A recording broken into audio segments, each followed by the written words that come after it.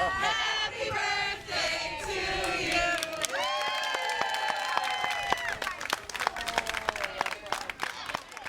Here to honor the military veterans from all eras and wars, the veteran advocates from our communities, the critical volunteers who have given countless hours, and today's sponsors and today's golfers. All of us coming together, celebrating the contributions of women veterans, will leave a lasting impact long after we've finished our last round of golf. Today we acknowledge the presence of women veterans to honor their valuable contributions, and we want to take this opportunity to bring awareness to the challenges women veterans face in service and after they leave the military. Seeing you all gathered here now has already made today a success. For that, I'd like to thank you on behalf of all women that are serving, those that have served, and those that will serve for generations to come. Today, I am also honored to introduce our VIP guest of honor, Frida Ann Novick Farley.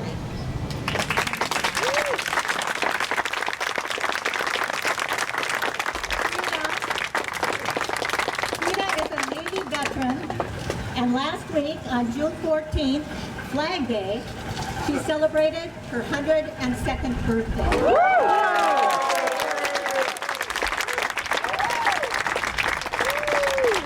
Frida joined the Navy in 1944, and she still has her dog cage.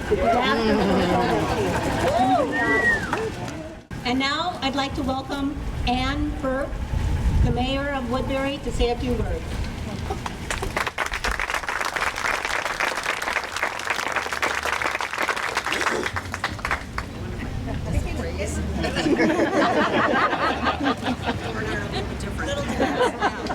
Welcome everybody. It's so good to see you out here today. We in Woodbury worked very hard to plan another beautiful day for you this year. Blue skies and just, wow, what a lovely facility you've chosen to come and play golf at. It's just a wonderful place here. So good to see you. I know we've got more pomp and circumstance coming, but I just have to give a special thanks to two local organizations here in Woodbury that support all of our veterans and do it so humbly and so wonderfully. The American Legion Post 501 and VFW Post 9024.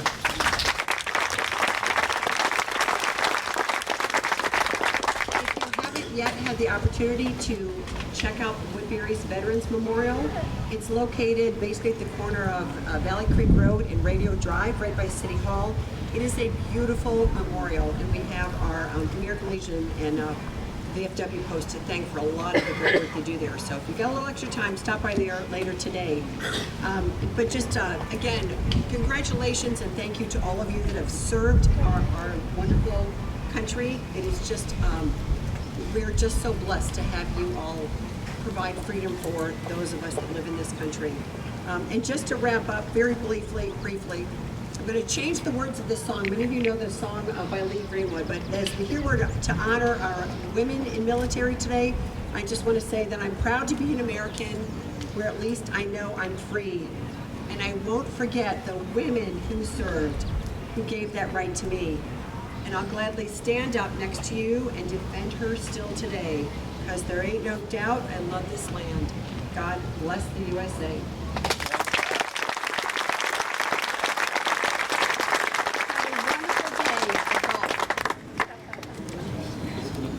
Thank you, Mayor Murphy.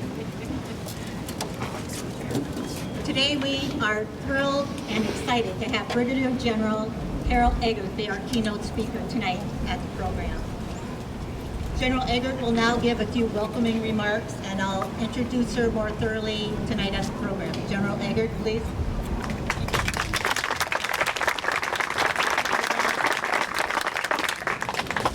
Near and dear to my heart. A few years ago, I deployed with the Red Bulls out of Pennsylvania, so I left Pennsylvania and joined the Red Bulls. I feel like I halfway belong here, and I have worked with MACV, and they do incredible work. So what I can say to our women veterans is we need to work together. It's not, the VA can't do everything, or VSOs can't do everything together. We need to support our women veterans. They use their benefits less than our male veterans, except for their GI Bill. And they also are homeless at a greater rate. So I'm just so pleased with what MACV is doing here today, and for all of you that are here to participate. And I salute our female veterans, and I'm proud to be one of you, and I can't wait to get out there on the golf course and see all of you. So thank you for having me.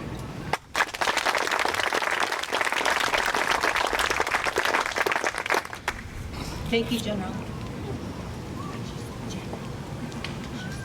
Now I would like you to please welcome Lieutenant Colonel Sheila Lawton.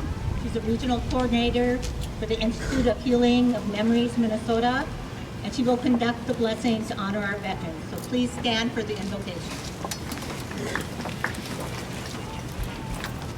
Good morning, veterans, non-veterans, players, non-players, golfers, and athletic supporters.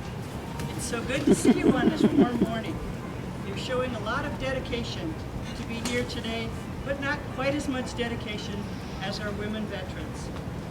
Women veterans have fought in every conflict since the beginning of time. If they didn't have their own weapons, they picked up stones, knives, or their husbands or companions on the battlefield. They disguised themselves as men and fought on their own. They recently, in a matter of time, put on the uniform and became what is accepted as the Band of Brothers. They have overcome a lot of harassment, resistance, and downright sabotage, while they proved they had the courage, knowledge, and leadership skills to be an integral part of the armed services. They have done things that men couldn't do, from collecting intelligence from women whose culture would not allow them to talk to men. They have been small enough to crawl into spaces to rescue the crews of injured vehicles. They survive on less food and less water, but have shown the world that they are capable and competent and are able to work in many different fields referred to through the world. They are air crew, ship's captains, commanders, doctors, lawyers, logisticians, technicians, and our companions on the battlefield itself. In a culture that still requires women to prove themselves when men only have to show up, we honor these women who have made a difference. These women have been asked to do things that the average citizen has not, to leave their homes, to go to places where they are not welcome as women, and certainly to do things to make a difference. We still need to care for those who are trying to reintegrate and who have had troubles doing that, possibly because of their military service, possibly because of traumatic injuries, possibly because of invisible injuries that no one can see, but they are there. Let's make these women no longer invisible. I know I'm preaching to the choir here, but you are making a difference by your presence here. And since the choir always expects a prayer, here we go, courtesy of the South Carolina Senior Women's Golf Classic, with a few minor changes. A shotgun prayer. Great God of the fairways, who has designed our lives from tee to green, your holy and blessed name is at the top of our leadership board. We thank you for the fellowships and friendships that we share today. May our swings land us on each green in regulation and draw us ever closer to the flagstaff of your presence. Give us this day a great round where our drives soar down the center of the fairway, our irons grant us an approach, and our putts roll in. Forgive us when we are out of bounds, as we forgive others who hit into our fairways. Grant us the mulligan of your grace, and confidence to swing again, trusting in the promise of new life. Deliver us from the hazards of play and penalty strokes, and lead us not into the pits, the water, or the sand traps. In your name we ask. Amen. Amen.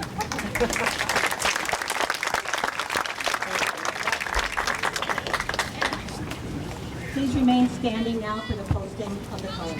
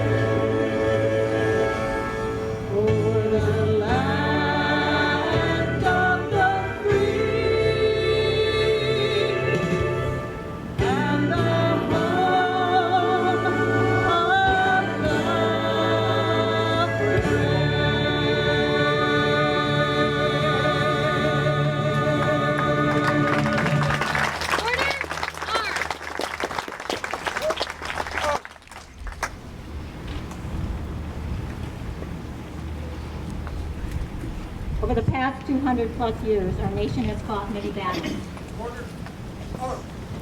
But we should not forget the battles that our military members and families fight every day. We recognize the courage of our women and men training and serving in combat theaters. But we often forget about their families back home. Every day they are worrying and praying and supporting their loved ones, supporting them with resilient pride and strength. These families are our true heroes. But when a military loved one is lost in combat, these families incur the greatest sacrifice. These are our gold star families. But we must also remember the invisible wounds of war. As Jose Naroski stated, in war, there are no unwounded soldiers. These invisible wounds include traumatic brain injury, post-traumatic stress disorder, military sexual trauma, harassment, discrimination, redeployment adjustment, family issues, including joblessness, homelessness, and we can't forget the increasing rate of military suicide. 22 veteran suicides a day veterans who lose their struggle after returning with the invisible wounds of war. Scarred and haunted by what they experienced, we need to do better. We need to do better to help. Today we have the family of 2 Minnesota women veterans that we'll be honoring with a wreath presentation. These 2 military women believed in honor, integrity, duty, and loyalty while they served our country. Today we want to honor their military service and how they lived, not how they passed. We choose to remember them, and how we choose to remember them will help preserve their legacy and helps to guide our grief for these families. So I would like to express a warm welcome to the family of Nicole Barnum. Here today are her parents, Stacy and Steve Barnum, her grandparents, Ron and Dana Hammond, and Nicole's great aunt and uncle, Roxanne and Al Rose.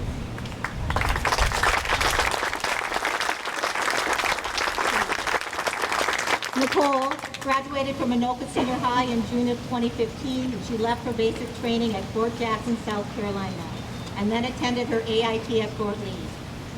She was on active duty and assigned to Camp Casey, South Korea in April 2017. In May, she had part of her left ring finger severed while repairing a .50 cal. She had it successfully reattached, but this happened on a Friday, and this became known as Fingerless Friday. Unfortunately, Nicole was the victim of 2 sexual assaults.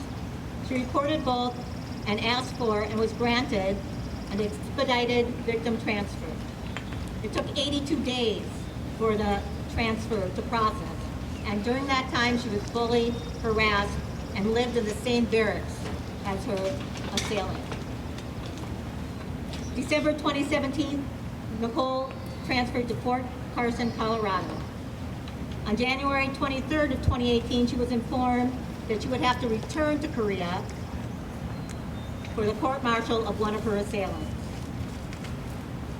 On January 26, 2018, Nicole was found deceased in her barracks. Nicole was an incredible friend, daughter, sister, and soldier. She was a leader, adventurous, creative, a lover of chickens, and had an amazing sense of humor and a smile that was infectious. Nicole is loved and missed by everyone that knew her. Today we are also welcoming the family of Melissa Waskowski. Here today, her husband was not able to make it, Ben Waskowski, but we have here Melissa Medberry, her good friend and battle buddy, and we have Melissa's sister here, Steffi. So we would like to welcome and honor the Waskowski family. Melissa joined the Minnesota Army National Guard in 1999 as a 31 Charlie. While serving her country, she was deployed with the 142nd Engineers in 2003 to 2004, and again deployed with the 851st Engineers 2007 to 2008. Some of her notable awards are the Meritorious Unit Commendation, Meritorious Service Medal, 2 RCOM, Army Achievement Medal, 4 Non-Commissioned Officer Professional Development Ribbons, 2 Army Overseas Service Ribbons, Army Reserve Component Ribbon, Armed Forces Reserve Medal, the Global War on Terrorism Expeditionary Medal, Global War on Terrorism Service Medal, and 2 Iraq Campaign Medals. She also received the Combat Service Identification Badge for the deployment with the 130th Engineer Brigade. Melissa had several MOSs, and recently she was assigned to the Regional Training Site, Minnesota Joint Force Headquarters in Minnesota, Detachment HHC of the 134th Brigade. Melissa held many full-time duty positions, and the most recently was the Supply Sergeant at the Regional Training Site. Unfortunately, Melissa passed away about 3.5 months ago, March 1st, 2022. We will now have the Burnham and Waskowski family place the ceremonial wreaths in honor of their family members. The families will be escorted by my brothers and sisters of the Combat Veteran Motorcycle Association, led by First Sergeant U.S. Army retired Top Dave Spalding, along with General Eggert and General Lloydell, and Kim Johnson from the Women Veteran Program Outreach Office.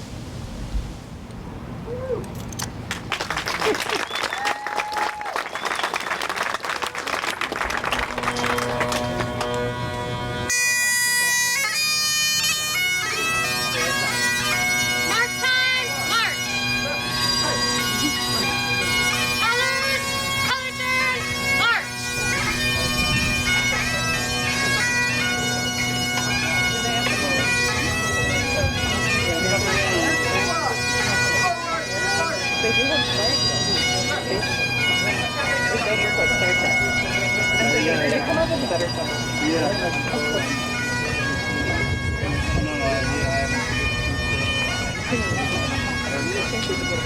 I would like to thank and recognize the following: Lieutenant Colonel retired Corey Pierce for singing the national anthem of American Grace. I'd like to thank Lieutenant Colonel retired Sheila Lawton for her invocation.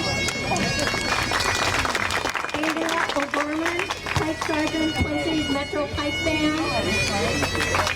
The President Heritage Legion Guard with Anna White, the youth commander. These young girls that stand out here, 9 to 18, learning flag etiquette and providing honors to the ceremony. We'd like to thank John Martin and the Woodbury Joint VFW American Legion Rifle Squad. Christina Cabot, the Nuclear. From Charles Harding, VFW Post 6587, Rifle Squad Honor Guard. And a special shout out recognition goes out to Richard Patey, the VFW Post 9024 Senior Vice Commander and the Patriot Heritage Honor Guard leader.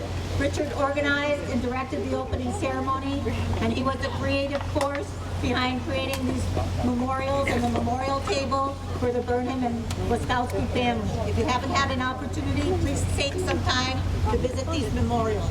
Also, take some time to visit the I Am Not Invisible display up in the lobby. We also have the tribute bell out there. Ring the bell for a loved one that is passed.